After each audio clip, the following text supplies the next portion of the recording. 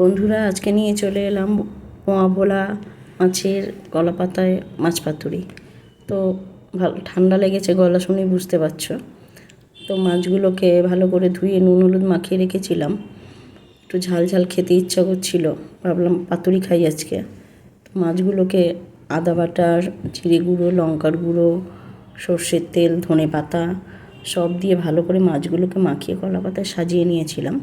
তারপরে কুচনো ভালো করে সরু সরু করে কেটে রাখা শিম, আলু, মূলো, ওইগুলো কাঁচা সবজিগুলোর মধ্যে সেই একই মশলা আদা, জিরে গুঁড়ো, লঙ্কার গুঁড়ো সব দিয়ে, ধনে পাতা দিয়ে, কাঁচা সর্ষের তেল দিয়ে, তেলটা একটু বেশিই দিয়েছি, সর্ষের তেল দিয়ে মাখিয়ে ভালো করে কলা পাতাটায় তেল মাখানোই ছিল, ভালো করে সাজিয়ে নিয়ে কড়াইটা আগে থেকে গরম করে রেখেছিলাম, সেই কড়াইতে বসিয়ে দিলাম। তা এক পিঠ হয়ে যাওয়ার পরে জলটা যখন টেলে গেল, তারপরে হয়ে যাওয়ার পরে পাতাটা আর একটা কলা পাতা চাপা দিয়ে উল্টে দিলাম।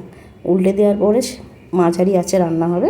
তারপরে ও পিঠটাও হয়ে গেল, তাহলে তৈরি হয়ে গেল পাতুরি আমার।